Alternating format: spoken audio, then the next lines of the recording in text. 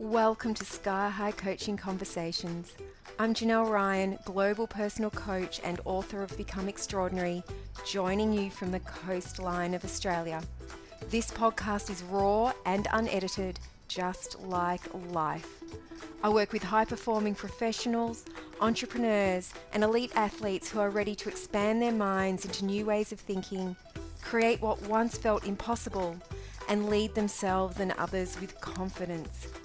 If you're a self-led human who loves growth, truth, intuition, and a lot of laughs, you're in the right place.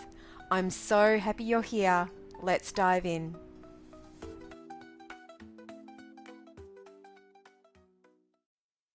Welcome back to Sky High Coaching Conversations. I'm Janelle Ryan. I'm so happy you decided to join me today.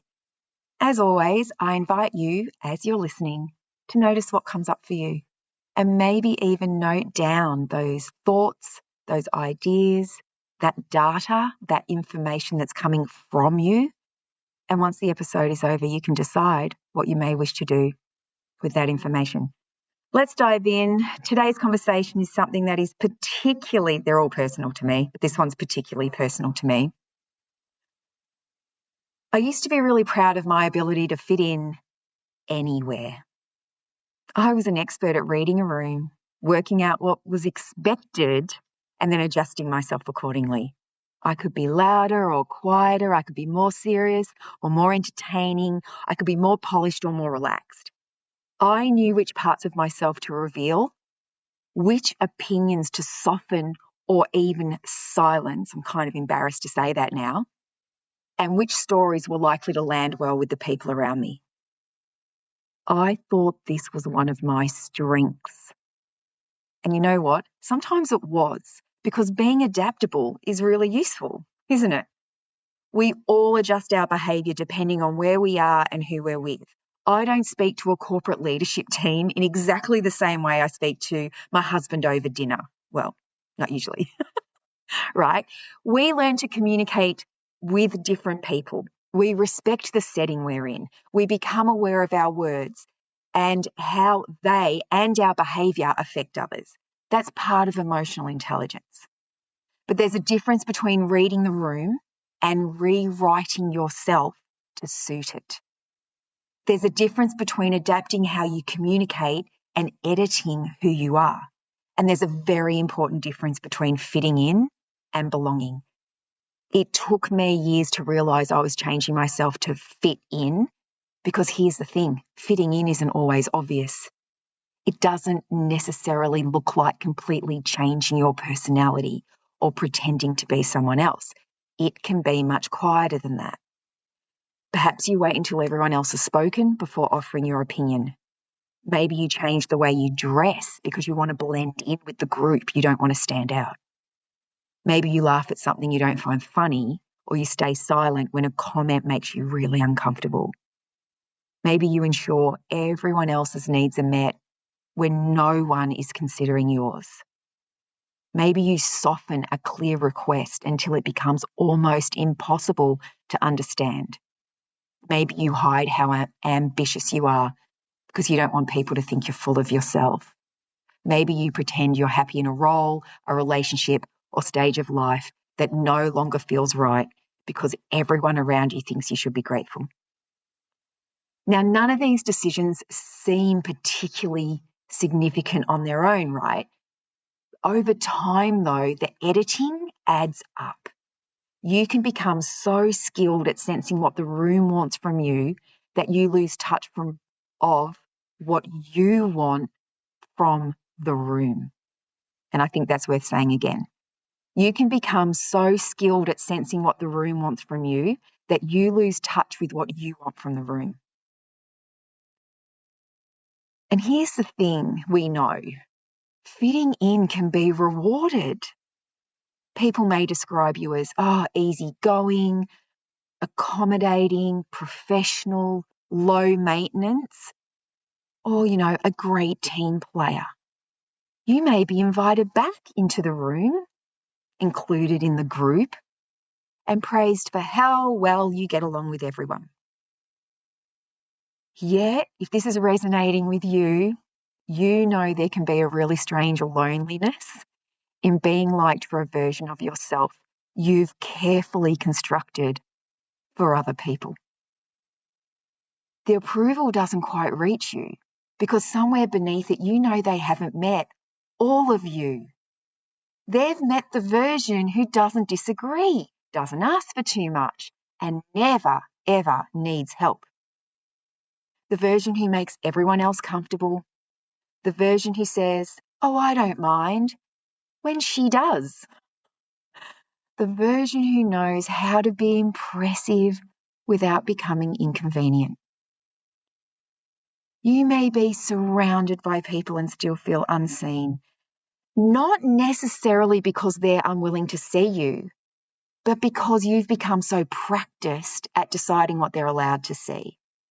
And this is where belonging becomes something quite different from being liked. Belonging doesn't mean finding a wonderful group of people who understand everything about you, agree with all your opinions, and applaud every decision you make. That would be lovely. It's also pretty unlikely. It doesn't mean you'll always feel comfortable and that everyone will approve of you. It doesn't mean sharing every thought that passes through your mind, imagine, or refusing to adapt to different people and situations. Belonging means you don't have to abandon yourself to remain connected. You can listen to another perspective without immediately questioning your own intelligence. You can receive feedback without transforming yourself into whatever you believe the other person wants. You can make a mistake without deciding you no longer deserve your place. You can disagree without assuming the relationship is in danger. You can change your mind, you can ask for help, set a boundary, want something different, or admit that something no longer works for you. Belonging gives you space to be a complete human being. Now, we often think of belonging as something other people give us, right? A group welcomes us, a workplace values us, a partner wants to be with us, a friendship allows us to relax. And these relationships are important. Absolutely. The people and environments around us have a genuine effect on how we feel or how freely we feel to be ourselves. But sometimes the invitation has already been extended and we're still waiting for someone to convince us that we belong. We enter the room nervously, we stay close to the edges, and we wait for other people to approach us. We hold back in conversations until we're certain our contribution will be welcomed. We behave as though everyone else has a more legitimate reason to be there. So sometimes belonging requires us to decide that we have a place before anyone gives us proof. It means walking into the room as a participant rather than an applicant, joining the conversation rather than waiting to be drawn into it, allowing ourselves to be seen rather than watching from the safest corner.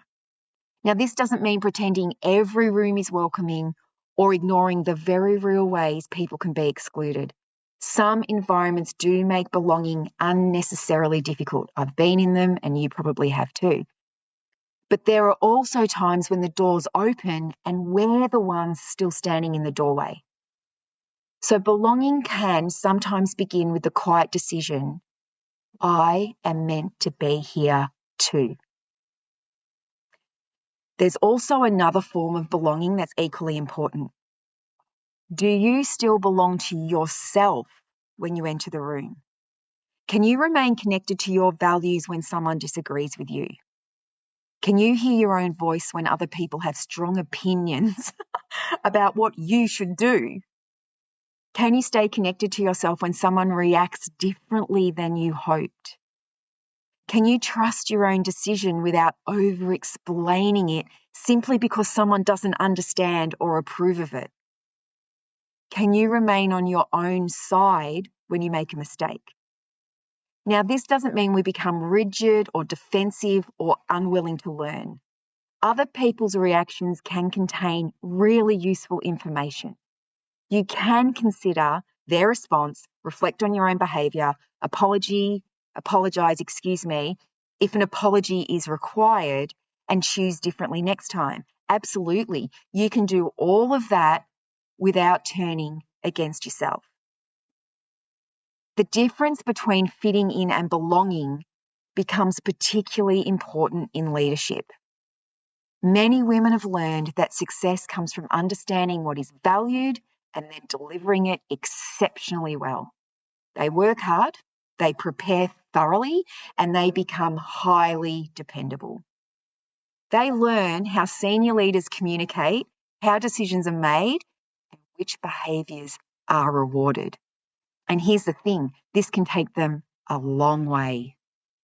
Eventually, though, leadership asks for more than becoming excellent at what has already been approved.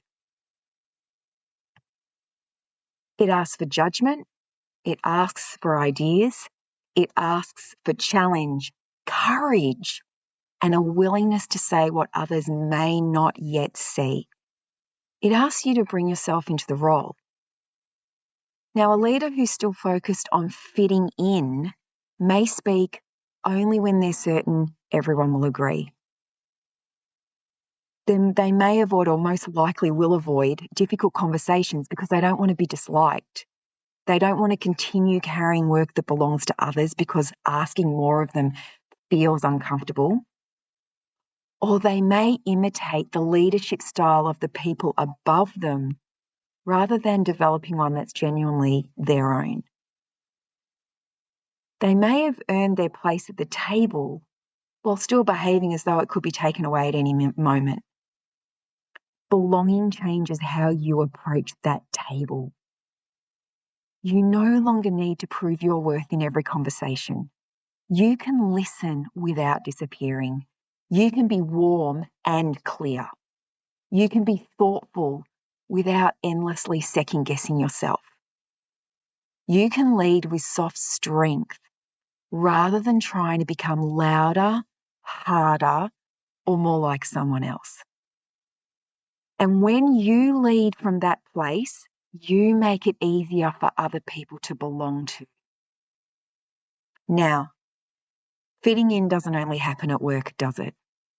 It can also happen inside the life we've already created. Perhaps you've become the successful one, the responsible one, the person everyone depends on, or the person who always knows what to do next. And that identity may have served you beautifully. It may also leave very little space for the part of you that wants something different. Right now, you may feel drawn towards a new career, a creative pursuit, a business, a cause, more freedom, or a way of living that makes very little sense to the people around you. When we're in that position, here come the familiar questions. What will people think? What if they don't understand?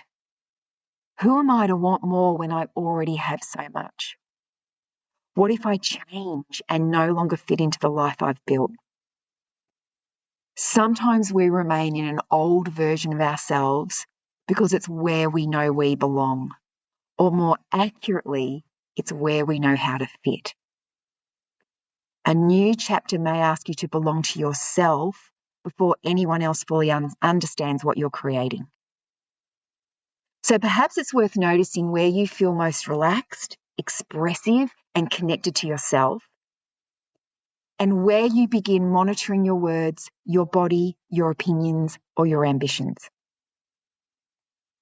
Who knows the fullest version of you? Where are you still auditioning for acceptance? What do you believe would happen if you became clearer about what you think, feel, want, or need? And what part of yourself are you no longer willing to exchange for approval?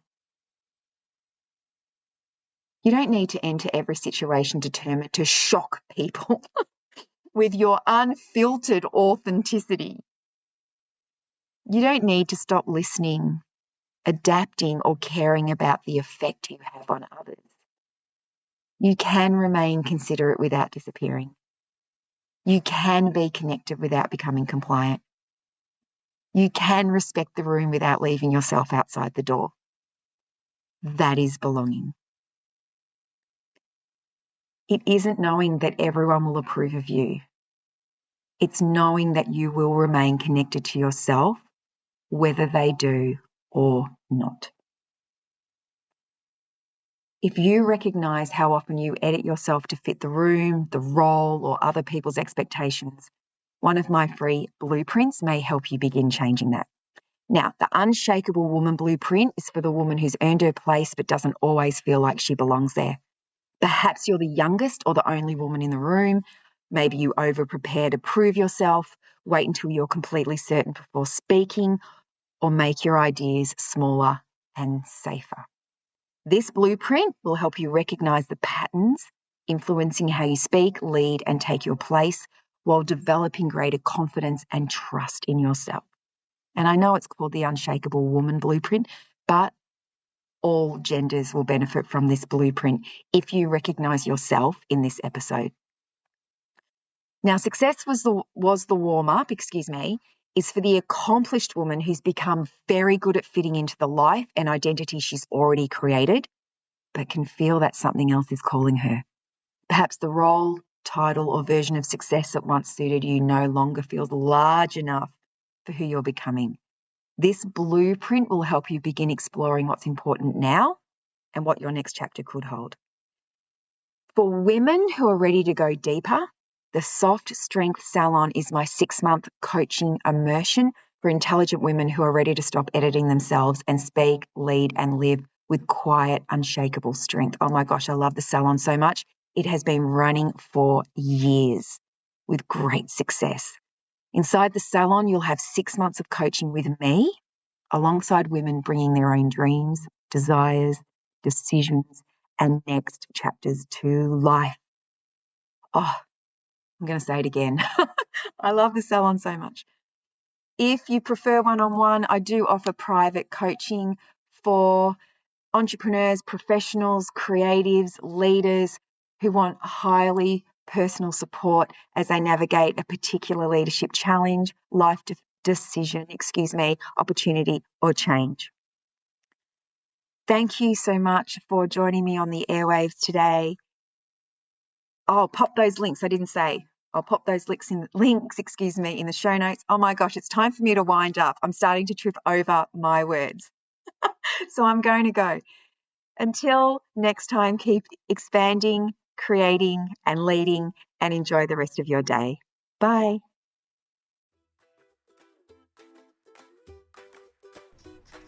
Thank you for being here for another Sky High coaching conversation. If today expanded something in you, trust it and allow it to lead you to your next step. Take what landed, leave what didn't, and keep creating the life and vocation that feels unmistakably yours. Until next time, keep expanding, keep creating, and keep leading with clarity, courage, and a little magic.